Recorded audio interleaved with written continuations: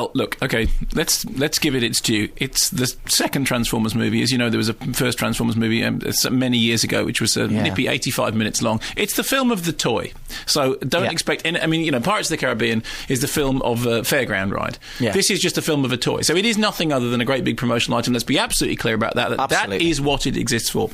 The story, such as there is a story, is that a bunch of monsters from outer space, which can transform into things, come down to Earth to hit each other a lot. So you have, you know, helicopters which turn into robots, and you have robots which turn into cars. And I mean, sadly, what you don't have is director Michael Bay turning into a director who can direct at all, because he is one of the worst directors in the whole world, and also one of the most successful directors in them. I mean, it makes extraordinary amounts of money. You look at garbage that he's made, like Armageddon, and it just takes staggering amounts of money. But the story, Shia LaBeouf, is an adolescent kid whose dad buys him a car for his birthday, for his 17th birthday. Car, of course, turns out to be an Autobot. And every time I say that, I have to say Autobot registered trademark, because this being a Hasbro toy, all the names of all the characters are all registered trademarks. Every time it turns up in the production notes, it says literally like, you know, Transformers, registered trademark, Autobot, registered trademark, Decepticons, at the back, registered trademark. So let's be absolutely certain, do not in any way repeat any of the names of these characters without understanding that you're dealing with a registered trademark. Then you have Megan Fox is the registered trademark. No, that's her real name. Oh, is that okay? Right? Yeah, no. Megan Fox is the the girl next door. No, that must be a registered trademark as well. She's the girl next door who he wants to pick up. I mean, obviously, this being a Michael Bay film, she's meant to be 17. She looks like a 32-year-old pole dancing stripper on a night off. Nobody ever says, "Excuse me, why are you pretending to be a high school kid?" Because that's absolutely fine. John Voight is the Secretary of Defence, who says a lot of stuff that nobody can understand. John Turturro is the bloke who turns up, picks up his check and drops his trousers at one point.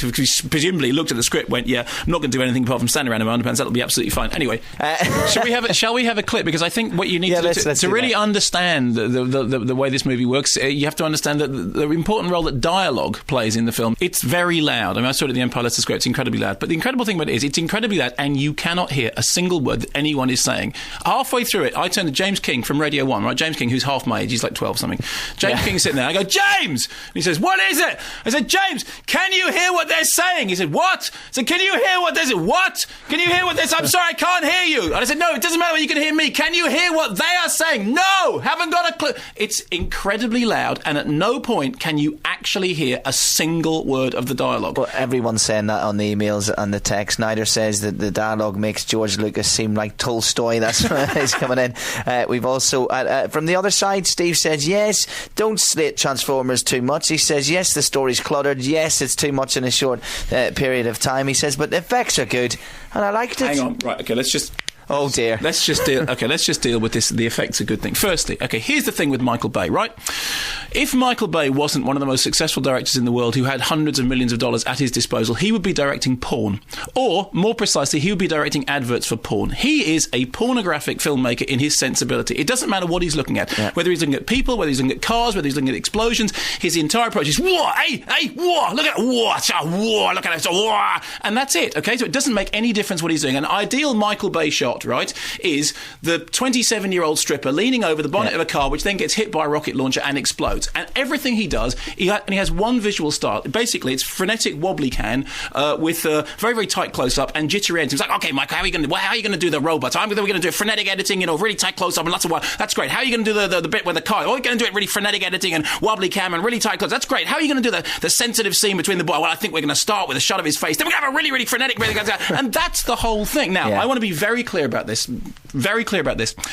I am absolutely certain that nobody involved in the Transformers project has ever been anywhere near any illegal substance of any description. I want to be absolutely clear about that. So that is not what I'm saying.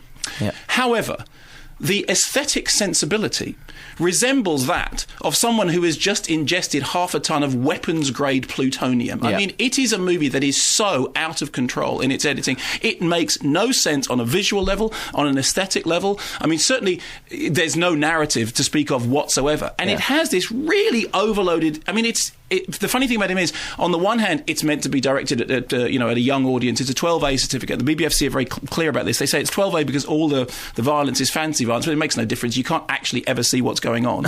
There are infrequent mild sex references and languages. There is a whole long sequence which is a big discussion of onanism, which I think is very appropriate in terms of Michael, because that is the kind of sensibility that he has. And it's 2.5 hours long. So it's a 12A certificate movie. It feels like you're in there for 4 years. I mean, you think, well, take an 8-year-old to see it. By the time they come out, they'll be old enough to go straight out and nip next door and watch Emmanuel and the Last Cannibals. I mean, it is the longest 2.5 hours I have ever spent in my life. And you come out, you can't hear, you can't think, your brain's turned to mush, you're wondering why it is that this sort of thing exists. What.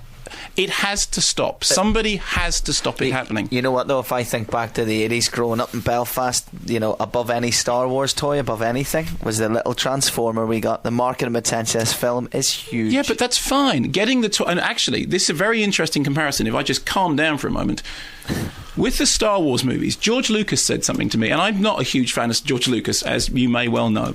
I said to George Lucas, in a brief discussion about Star Wars, I said, the thing is, I never got or liked Star Wars until I saw kids playing with the Star Wars toys, and it then occurred to me that actually there's something that I'm not getting. And he said, actually... There's something in that, because there is something in the idea that you give kids the things and they make the narrative themselves. What you're doing is creating a mythology. Now, I don't think that's the role of a filmmaker. I think the role of a filmmaker is to make a film with a story. In the case of Transformers, I don't think it's even doing that. I mean, what Lucas was doing with the Star Wars, whether you like or hate Star Wars, and it's well recorded what I think about Star Wars, what he has done is created mythological characters that kids can then play with. Yeah. In the case of the Transformers movie, he has done nothing other than take the truck, the car, the thing, put them all together, get them to blow up some helicopters and hit each other for 2.5 hours whilst the pole dancing stripper goes around the explosions, and it's bankrupt to the point that even I was surprised at how hollow it was. And knowing what I think about Michael Bay, the guy who made Armageddon, the guy who made Pearl Harbor, the guy who made Bad Boys and Bad Boys 2, even I thought, your soul, it's where somewhere in the middle of this, where is it? Well, that's Transformers knocked out and riding what. Get your